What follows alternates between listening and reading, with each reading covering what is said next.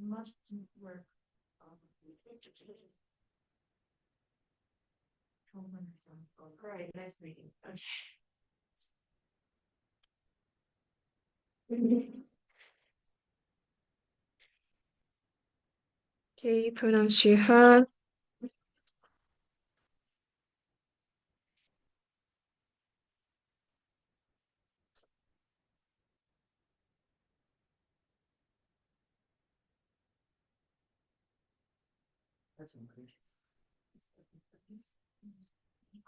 Starting in three, two, one. Firstly, characterizing what does the Father's Right movement look like? Because I think the government side just magically assumes that this is a really good movement. It's a moderate movement. I don't think this is the case. Secondly, how antagonization looks like. Thirdly, why feminist movement should antagonize these kind of movements for the sake of psychology of mothers and also maybe more support.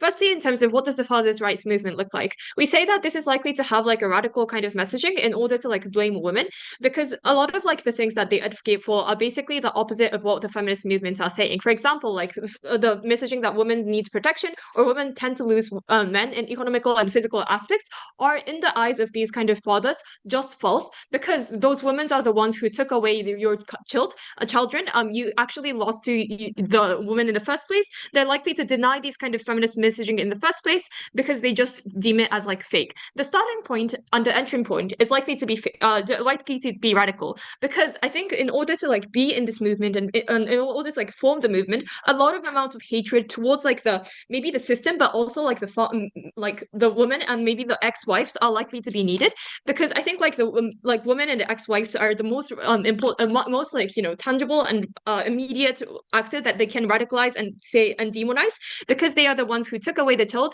They get to spend the time with them while I don't get to do it. They're spending a lot of important moments when I'm not. I think these kind of things are likely to happen. These kind of emotions which are leading to like the joinment of the movement, or starting the movement in the first place. I think like they want to frame themselves like as like they want to frame themselves as pitiful as much as possible.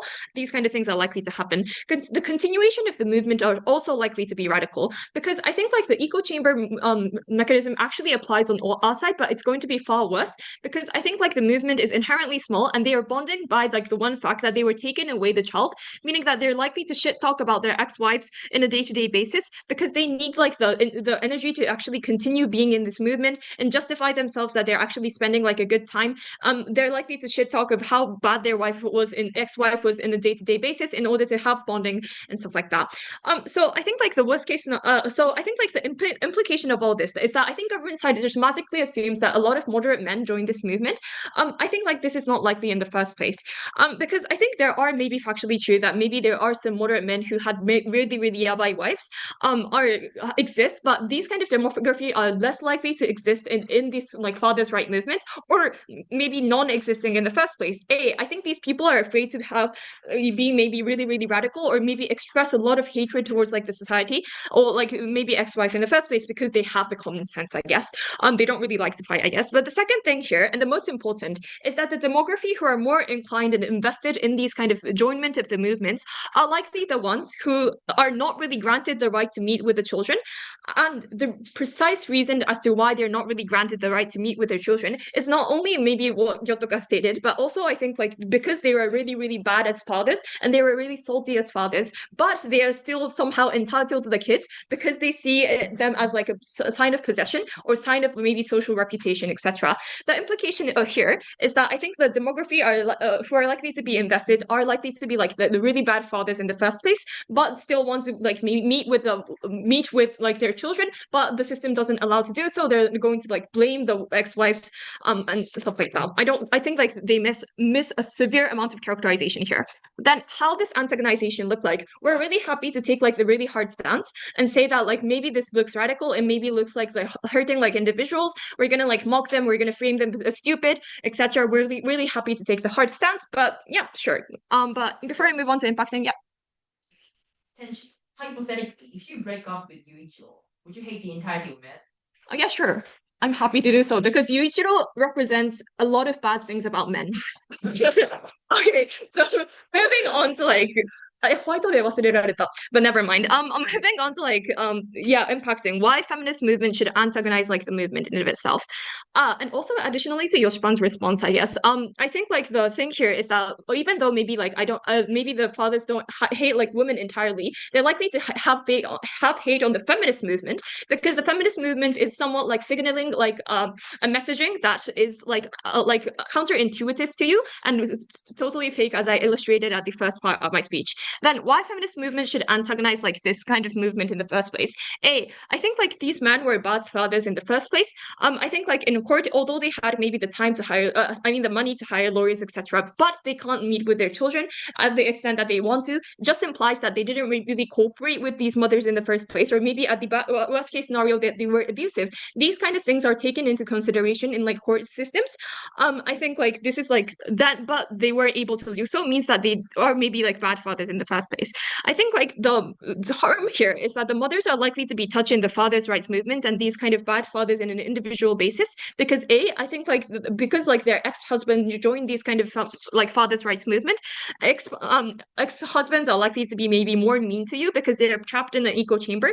But B, I think like ex-husbands are likely to target you because you're the most tangible actor that they can actively, blame to. The implication of all this is that the mothers are likely to be isolated when they're likely to be put in these kind of situations because you know that maybe your ex-husband is backed up by a lot of men who also hate women, but you're all alone with your child. You don't really have connections. You can't really talk about this because maybe you consider divorce as like somewhat embarrassing. But unlike the government opposition counterfactual, what is likely to happen is that because the feminist movement actively like points out and says that those people are wrong, but I think like you're likely to feel more confirmed that I'm not like alone. At least I have some backing is a unique thing that the feminist movement can do and the feminist movement should do because it aligns with like their policy. But the second thing here is that this leads to more support from more support from women and also like especially from mothers. And like I want to just clarify that mothers are really really important, really really good actors for like the supporting of like the movement because they actually care for the society and the long term change because their like child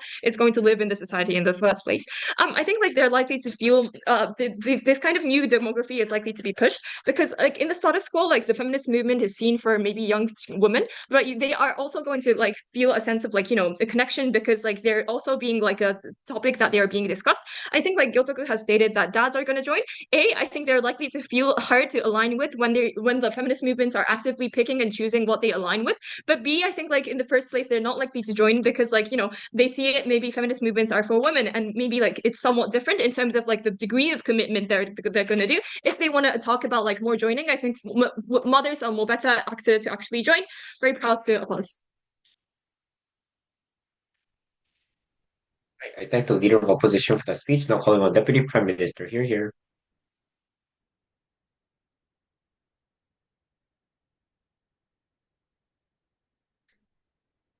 Audible?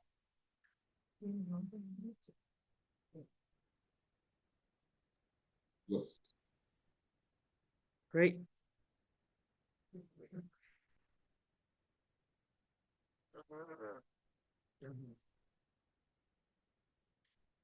Starting my speech in 3, 2, 1.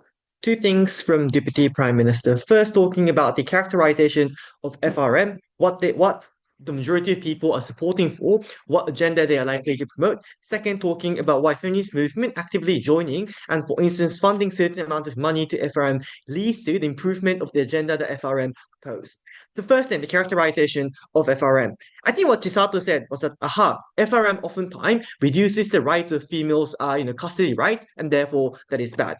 The first point of characterization that I want to push for is that oftentimes what they are pushing for under status quo is something that is relatively legitimate in terms of public eye. What do I mean by this? It looks like father, even if you have a child, for instance, no longer being able to meet your son anymore after you divorce with your mother, just because your mother is not willing to contact you, and even if you contact your mother not willing willing you to see your child, for instance. It also looks like not being able to get custody, even though you're really, really, really willing to support and rear your child, for instance. The court is just fucked up. They don't give the right for the for the father to give for the father to look after their children. And there's empirical reasons to why this is the case. Because oftentimes the way in which court decide cases is based on precedented court cases, which looks like most of the cases oftentimes that is based on is being given at during the times of 1980s or 1990s, which oftentimes was based on patriarchal ideas. Therefore, even if you're able to hire the best lawyers, for instance, as Chisato tried to characterize, you're still unable to get the right of custody, for instance, because oftentimes all of those ruling that is based in those courts are based on the 1990s,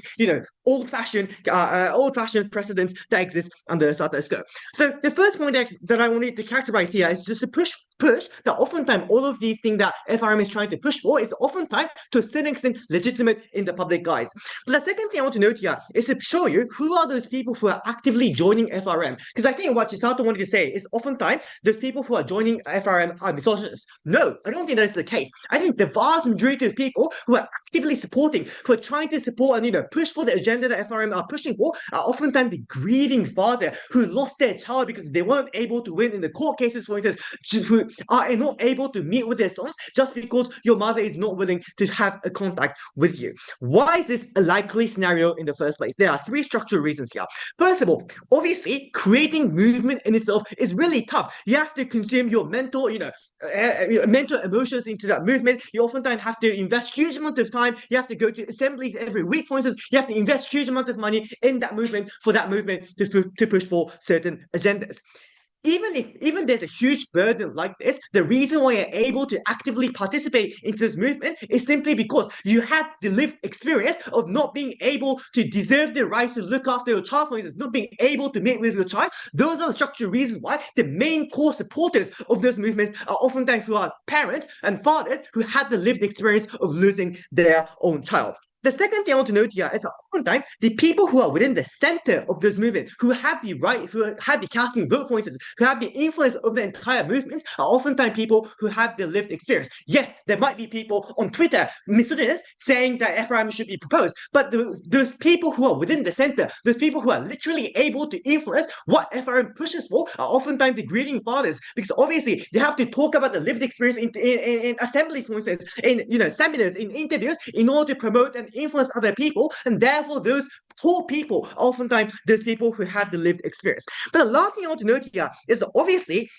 as a movement as a whole, if your movement is going to be seen as misogynist, for instance, and get criticized and get backlash out of it, that you're unable to get the critical mass in order for you to have certain laws or changes. Because obviously, for the agenda of FRM to crystallize, you need the critical mass to pass certain laws, for instance. Therefore, you're unwilling to have misogynists inside you, because at the point they have misogynists, you're unwilling, you're unable to get the support from women, for instance. Therefore, you have active incentive to push out misogynists and to kick out those people and lead out the way. No, thank you. What are the implications here? And perception-wise also, first of all, because it's beneficial to seen as moderate people, you're oftentimes, public perception, you try to, change the moderate perception, for instance, but I think factually, the divorce condition is oftentimes disadvantageous for fathers who want to rear their kids, for instance. The implications here is FRM is oftentimes relatively moderate, and so, therefore, at the point that feminist movement tries to antagonize the entire movement, there's a point at which it's not the FRM who's going to be seen as bad actors, but it's rather the feminist movement who are trying to attack those good FRM are the ones who are going to be seen as bad actors. Before moving on to the second argument, your PM characterization is a social movement is inherently radical and extreme. Why those three mechanisms cannot be applied to the male rights movement on our side? No. FRM is oftentimes based on the top-down structure where, oftentimes there's a leading initiative person who's trying to push for those agendas, which is not like asymmetric to feminist movement. Second argument then, why a course corrects FRM by feminist movement actively investing their own money into FRM. Yes, we do agree that certain FRM pushes for worse policies, like pushing for the reduction of money that fathers has to pay. We do agree with with that. But at the point at which feminist movement try to change and improve the FRM, that's the point at which we're able to achieve that. Why are they able to influence it? Three structural reasons here. First of all, feminist movement is bigger in terms of capacity, in terms of resources compared to FRM. That's the point. That means that feminist movement are able to invest huge amount of money, fund FRM, for instance. They're able to send one of their members within the board members of the FRM, so they're able to influence the decision-making process within the FRM. But second of all, I think at the point at which more women who are supporting supporting feminist movement also support FRM, for instance, because a feminist movement is going to endorse it. I think that's the point at which members, male members within FRM, cannot dismiss their own opinions. With feminist movement, female are also within the FRM, and therefore it's going to really get hard for them to kick out the opinion that a woman has. But last of all, I think there's this contact theory, right? At the point at which, for instance, feminist movement support the grieving father who is not able to meet with their son, for instance, there's a point at which those fathers are going to feel sympathetic to those feminist movement. They're going to think the feminist movement are also supporting them, and therefore they're also willing to understand and listen to the opinions of the feminist movement, and therefore try to have influence over that. What changes this then? I think the policy that FRM tries to push for become more moderate on our side of the house. And this is literally good, because now what on their side of the house, what FRM is trying to pushing for is to cut the amount of money the father has to send, for instance. That's the point which we are able to change that policy, erase that policy, which is in the end going to be beneficial for women from all of these reasons. Very happy to propose. Thank you, Deputy Prime Minister, for that speech. Now calling on Deputy Leader of Opposition. Here.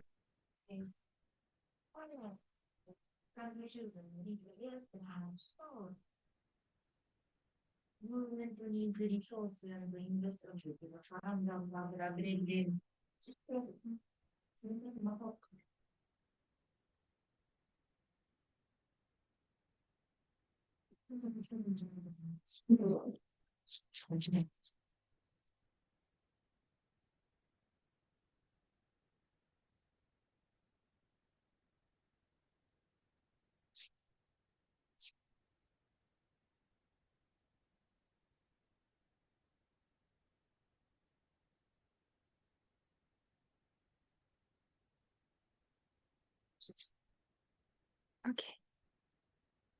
They tell us that movements need resources and investment. What? Okay.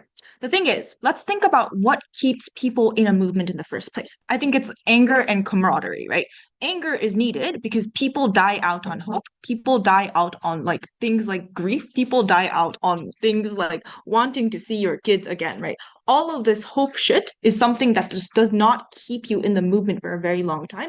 You need to be angry about the situation you're in. This strong emotion and the hatred towards your current situation and the fact that people recognize this hatred within this movement is the only thing that motivates people to continuously put in time and effort into opting into this movement. There also needs to be material benefits that materialize when you are opting into this movement. So there needs to be something like, seeing divorced mothers suffer a lot, or seeing your bitch ex-wife suffer a lot, in order for these things to actually pay off. That's why a lot of these men who opt into these movements, even if they start out moderate, are likely going to turn very radical. Let's then flip what comes from PM. PM says feminists are often a race to the top. You want to say the most radical thing in order to, stand out the most. We say that's the same for the male rights movement, right? Obviously, if you want to stand out within the movement, if you want to be recognized as a quote-unquote thought leader, then you're going to have to say the most radical things. So when Tomoya says, it's only this men's rights movement that's top down, that seems like a bunch of bullshit, right? Because obviously then it's entirely unrealistic as to why the feminist movement is also then not top down. We would suggest if it is true that it is top down, then the person at the top has to be someone that people are willing to follow. This has to be someone who has continuously supported and put in resources to the movement, and who literally gives you ideas as to why this movement is legitimate in the first place. They tell you as to why wives should be punished, and you should have the most amount of resources to your kids. Yeah, obviously you're not going to kick out the misogynists in the first place because you want followers. You need the resources that these people have. So even if they're spreading bad ideologies, you're not going to kick them out. This likely means that it's very easy for radicalization to occur within these spaces, right? B, if you love your child, why do you not care for them enough to the point where your wife is willing to go through social humiliation and financial deficit to divorce you, right? Divorce likely implies there was massive psychological harm that was imposed upon the wife, and there was a lack of shared parenting in the first place, right? Most women do not divorce their husbands simply because they do not like their husbands anymore, or their husbands are cheating on them. Usually, the only case in which divorce occurs when there's a child in the family is when there's massive harm upon rearing of the child in the first place, right? Okay, they tell us that women join the movement in the first place. That's likely. Bunch of divorced men is a very uncomfortable situation for women to join into the first place. I'm not sure why this is going to be a welcoming space for women in the first place.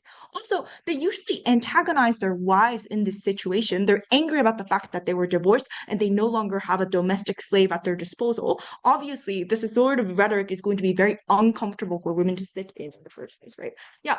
Also, most women have first-hand experience of how husbands in people's lives have neglected them and what this neglect does to these individuals. I don't think they're going to agree with the ideologies presented. They might tell us, backlash from society. Firstly, that's symmetric. Anytime the feminist movement does anything, there's backlash. So really, it's not clear as to why there's so much more backlash on theirs. Secondly, anyways, the people who backlash against the feminist movement due to this are not going to join the feminist movement. They do not care about the feminist movement. I'm not sure as to why this is a large net harm for the feminist movement. Thirdly, expansion of the feminist movement is just much more necessary. Divorced women are not supported by society. These women are seen as family homewreckers. These women are seen as depriving their children of seeing their fathers or just depriving their children of happy and full lives. Obviously, internal fraction within the feminist movement is likely to happen when some women support this movement and some women don't, right? Yeah, so it's much worse on our side of the house when feminist movement is degrading because of this. PM says, you can pick and choose which narratives you are going to support. It's impossible to have a nuanced take and understanding of these things, right?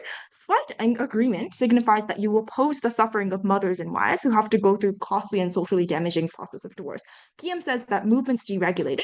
This means individuals who do voice out that they agree with certain ideologies will be attacked by other feminists, creating division within the movement. Already polarization is bad because that means it weakens the movement as a whole. Some feminists disagree with fathers' rights movement. Then the members of the fem movement believe that the feminists collectively disagree with the messaging because fathers' rights movements maintain a strong bond through a common enemy. Usually people cannot differentiate over feminist movement stance with that one bitch on social media with a feminist profile pic, right? These men are armed with anger and they are uninformed, right? It's very unlikely as to why they're able to pick and choose good ideologies without just being perceived as supporting the whole thing in the first place. Obviously, you don't really know what's good for women. Antagonization is necessary and inherent in order for men's rights movement to be combated. Anger expressed is what makes these divorced wives feel seen. Expression of anger is the only thing that makes these women feel that they are understood by this movement when no one else in society does, right? Everyone else in society thinks they wreck their family. All of their wife friends and all of their moms are going to be like, I can't believe you do this to your child. This is the only space in which it tells you, I understand why you divorced him. He was a piece of shit. Even if he wasn't abusive, he was emotionally negligent and he never cared for the children, right?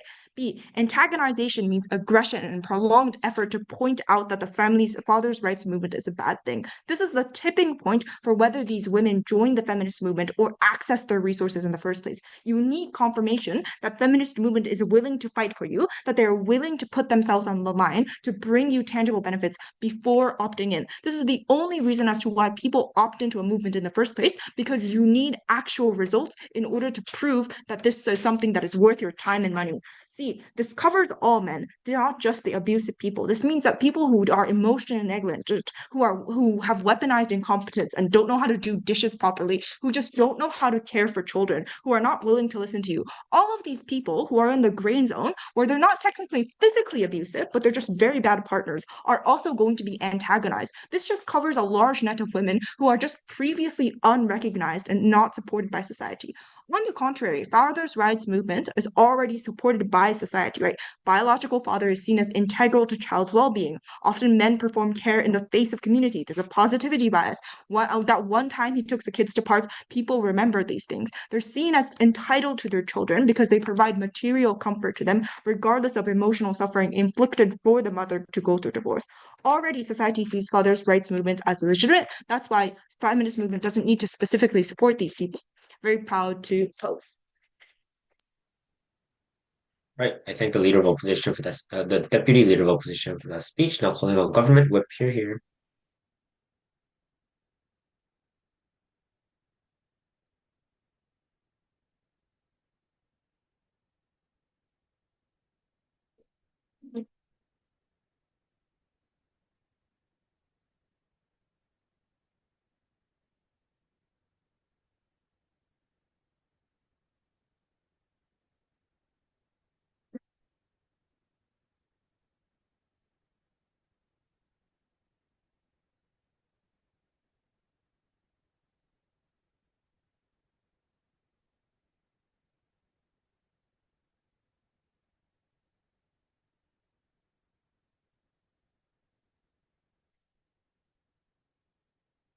This material from opposition is perhaps the argument on how mothers are going to feel empowered when you antagonize. This is the only argument relating to the antagonization in particular. Every other argument relating to whether FRM is good or bad doesn't correlate to the action and the benefits uniquely deriving from the antagonization, the act itself.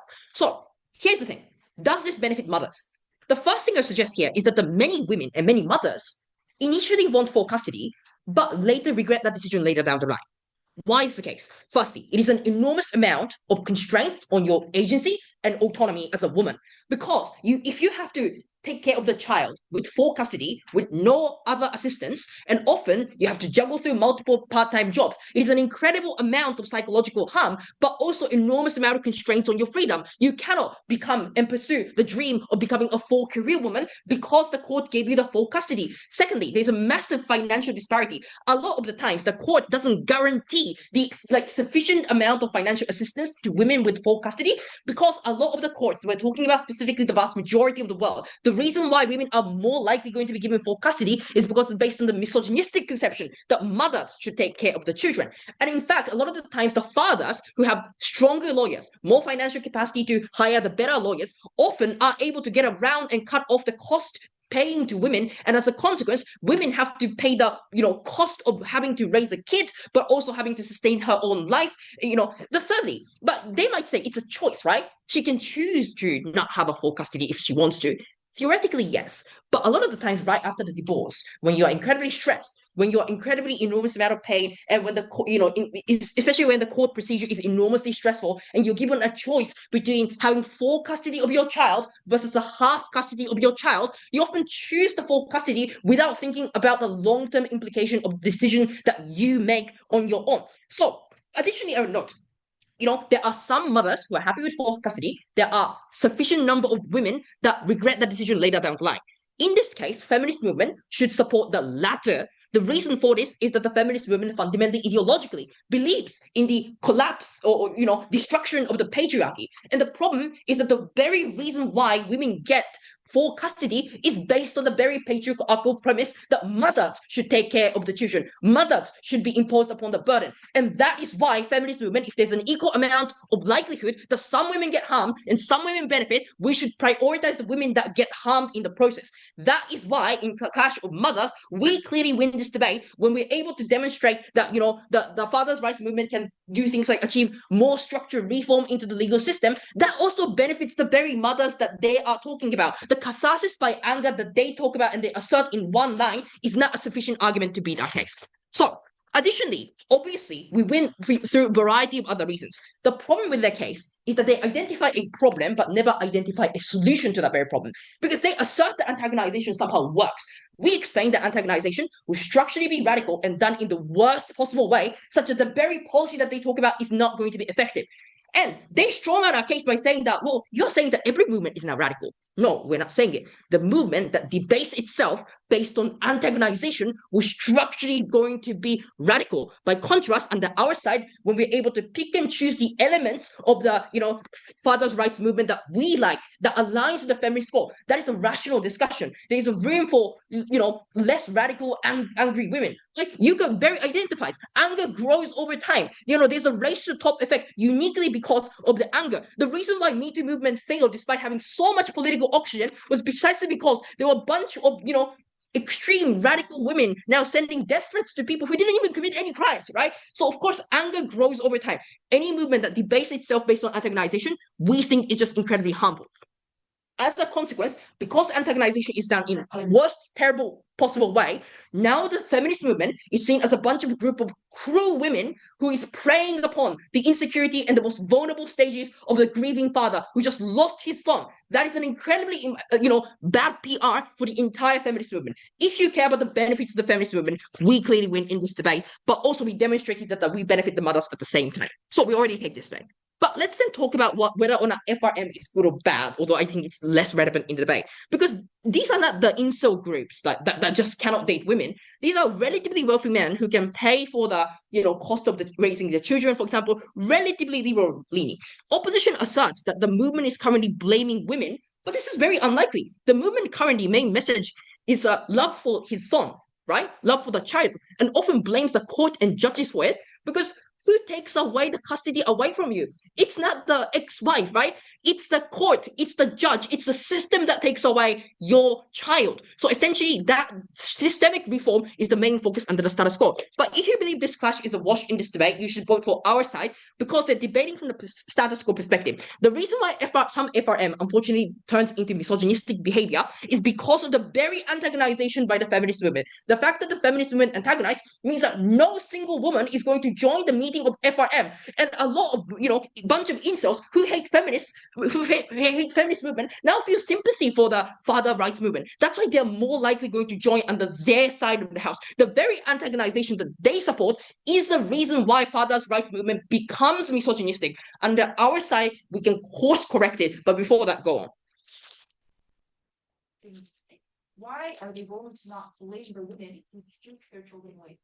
Because it's not the women, it's the judges. It's literally the judges that took away. But if you believe this discussion is a wash, because you're debating from the status quo perspective, this is a deadlock breaker in this debate. But okay, we can course correct the direction of that father's rights movement. Importantly, the nuance of our characterization is that father's rights movements have positive and negative elements in it. We're not saying it's entirely positive. Some are negative, some are positive. And in that instance, when we try to push for a more positive, feminist-aligned agenda, we need to influence the decision. And given the size of the feminist movement being substantially bigger than that of the father's rights movement, and when we're able to send more women into the discussion, more meeting into their claim is that women are not going to be comfortable in an environment with a bunch of divorced women or divorced men. The problem is that on our side of the house, the feminist movement on our side, use the same political capital that they use to antagonize the movement to support and selectively pick and choose the elements, right? So presumably we have the fiat to say that some sufficient number of women are going to join in the meeting and do collaboration work, for example, and that's when you're able to course correct for the better. Things like joint custody is something that benefits women, that aligns with the feminist agenda. Maybe cutting down on the cost of child rearing is not something beneficial for women, in which case we're going to make sure that these agendas are not going to be pushed at the front.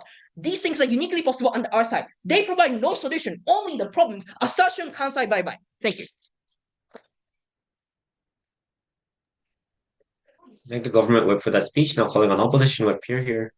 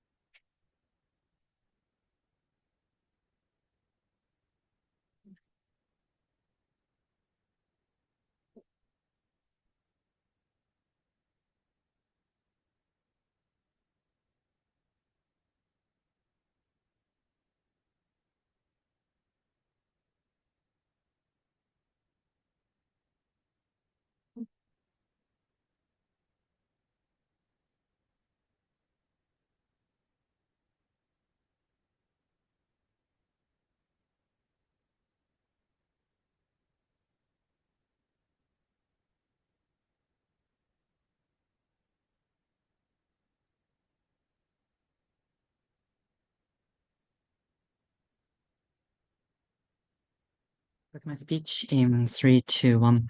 First of all, I'm going to talk about the legitimacy of father's right movement. Number one, I just want to know that the advocacy by this movement is illegitimate for a variety of reasons. First of all, we already explained that the society had already tilted the men, and I'm not sure why there's necessity for the expanse for these people, right? DPM just says that these guys are grieving, but why they have experienced divorce? Probably they were abusive. Probably their dads had a moral harassment and had a very bad household. For example, the negligence to the children, etc. Right? And if they are so grieving and probably want to meet and cherish the existence of children, probably it's possible to meet children on each side of the house. What was the response from their side? This just says that quotes are stuck to the president and 1990s. I'm not sure why it is the case. First of all, we already explained that the lawyers' power are asymmetrically bigger for the side of men rather than women. But I just want to talk about the 30 years effort for the social movement. Obviously, court and government does have an incentive to avoid any kind of criticism by the society. They do not to be criticized, and therefore, for within the 30 years, the history has changed. I'm not sure why court needs to stick to this person to the extent they want you to believe in the first place. But at the same time, I just want to know that the court judges are oftentimes very liberal, because obviously law schools are the most liberal educational institution around the world, right? These guys internalize those kind of ideas on either side of the house. I'm not sure why they are unable to catch up any kind of societal update in the first place. Therefore, we say that if it is necessary, men are able to meet their children. I'm not sure why the further expansion proposed by their side is something which is necessary, right? I want to talk about the characterization, right? Because they say that these people are moderate, because in order to be a member of the father's right movement, you need to have the lived experience. Sure, you might have the lived experience as a father, but this is a lived abusive experience, abusing your children, negligence to those kind of children, right? This is a right characterization of father rights movement. And I think that mechanization coming from Chisato has completely neglected by the rest of the house, right? We talked about this status quo impetus, i.e. the initial point of this movement was really radical and not really moderate, because it takes time and anger as characterized by the DPM. Therefore, they have the incentive to blame the feminist movement, right? Government will somehow say that these people will blame the judges, but I think the vast majority of instances, these people are super emotional.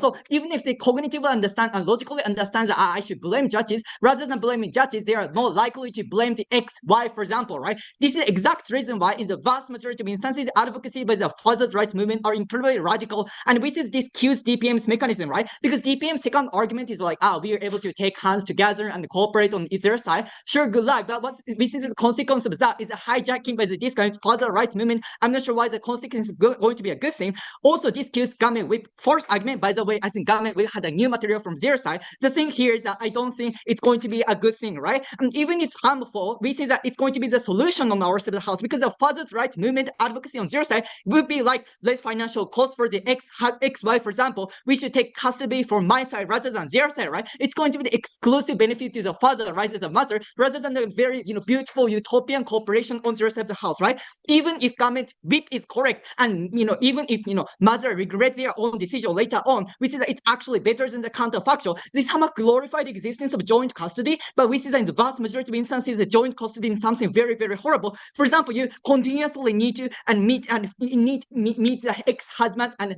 abusive husband in face to face, right? This in itself is very traumatic, right? Because you might have the experience of trauma, sexual abuse, for example. You might have the experience of a very bad period of marriage time, right? These kind of memories will remind you of the bad time of the worst time of your own life. Therefore, I'm not sure why joint custody in itself is something very beautiful thing. So even if they want to say that the cooperation is going to be achieved, we say that joint custody in itself is much worse on their side. Having said that, we say that I'm going to talk about the scale of the feminist movement, right?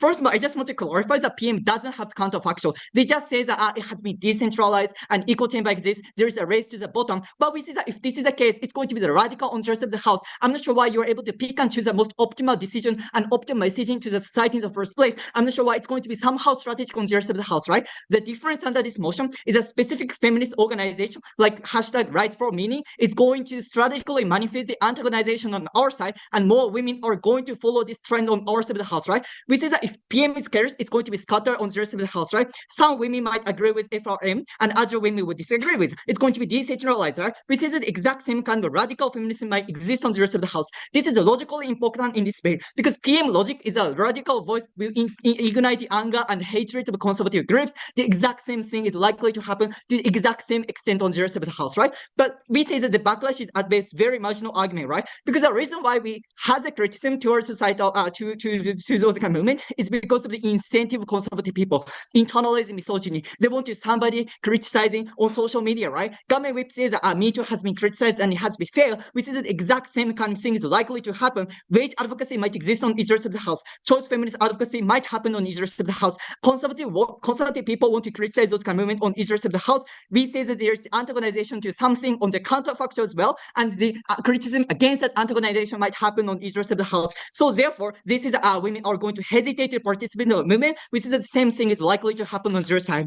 Wider scale feminist movement is going to expand on our side of the house. Chisato has already explained that it will be a safe space for women, right? Which is that it's going to be regarded as that is a movement fighting for us, protecting me from that abusive father on our side. Whereas on their side of the house, people on the bottom who feel that feminist movement are actually complicit with the abusive father in the past, take hands together. It in itself very simple, right? We see that in the vast majority of instances, these women on the bottom and the girls on the bottom are unable to blaze the power of feminist movement on their side. PY.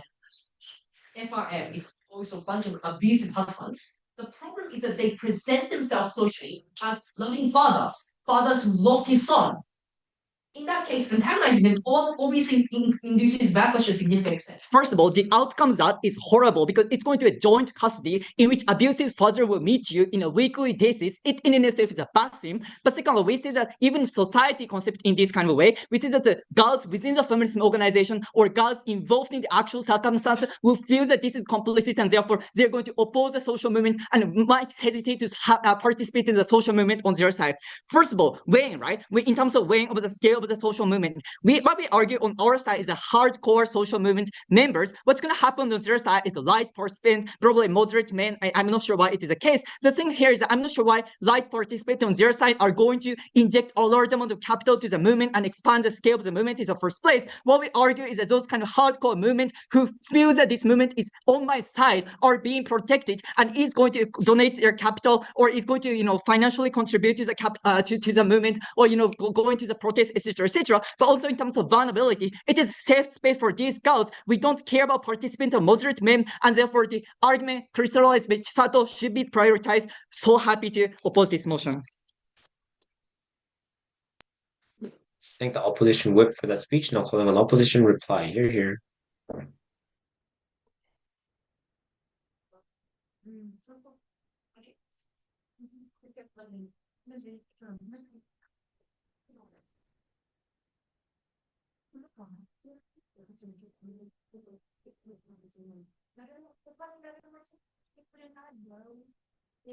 모찌로.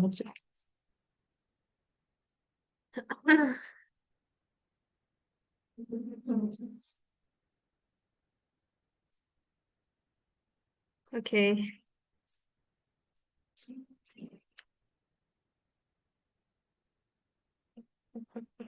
Starting in 3, 2, 1. Firstly, briefly touching on why there is more meaningful buy-in on our side. Because the government side, I think POI was about but they're going to present themselves as friendly, so that there's going to be less buy-in from the society, and that's a bad thing.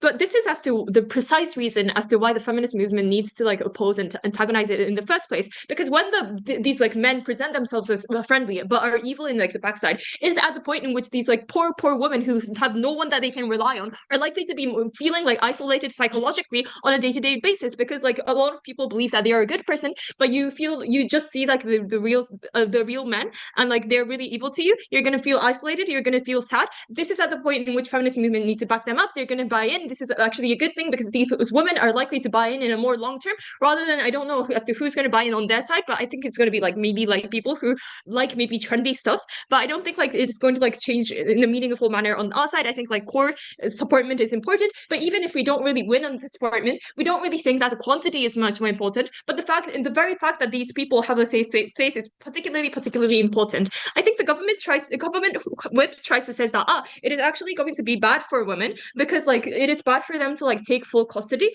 and because of maybe let's say financial reasons, for example. The first thing here is that I'm not sure as to what they're characterizing, because if the men who are divorced are rich and the people who are participating in the FRMs are rich as they have characterized, they they probably pay a lot of money in terms of yoikuhi or alimony in terms of like these kind of women, meaning that these women are not likely to suffer from financial reasons. If you like, talk about like how these women have to take care of their children 24/7, they have probably done that before, like they were when they were married. It isn't much of a like additional burden for them. Then the psychological harm is the only unique reason as to only unique delta that these women actually care for, because when like the FRM is going to be popular, I think this is at the point in which psychological harms occurs to like these kind of women, because you feel like maybe you're an illegitimate actor, which took away maybe your kids from like a quote unquote good actor. Then this is at the point in which these women need something that justifies the status quo right now, and say that I didn't do like a bad thing, I'm doing a good thing for my children, right? Then on to characterization, because I think like the government tries to say that like for these kind of people are likely to be the fathers who grieve the loss of the children, and this is going to be like a good thing. The first thing here is that I don't think like this is actually true in the first place. They try to characterize as rich, and they try to say that these are benevolent actors. I think although maybe the entry point is likely to be like that, I think it's not likely to continue in the long run. I think like they're going to be angry towards like a lot of things, I guess. They try to say that like systems are going to be blamed for and not the women. I'm not sure as to why this is the case, because yes, maybe the courts took away like your children, but when you look at the situation you're put in right now, you just see your wife and your children spending like time together, and you not be spending time with the child. This is at the point in which you're likely to feel anger right now, because they are the ones who are spending time right now, meaning that they can't just conveniently say that women are not going to be angry. I think they're going to be angry at the system, but also going to be angry at the women. But the harm towards women are significantly bigger, because I think like even though maybe they criticize the system doesn't feel anything, I guess. But like when you criticize like women, there's like immediate like harm towards them. I think like this, even if maybe the criticization is small, I think like the because like the criticization is likely to be made in an individual basis, the harm is likely to be bigger. I think like the second thing I want to point out is that I'm not sure as to how they're going to pick and choose on their side of the house, because I think as Yuka has characterized, and if they concede that this is actually the feminist movement is a big movement, this is at the point in which like the unified stance is really hard to make. I think obviously maybe there's there's going to be aggressive people, but we're actually happy to do that if like these kind of mothers actually feel good. I think like how the messaging is going to trickle down was severely unclear from their side. I think it's really I'm not sure as to why like on their side it's a unique like top down system. The leaders are also likely to be radical on their side, as Yuka has already pointed out to you. Shame on you, T. I think the opposition replied for that speech. Now calling on government replied to the Robin here.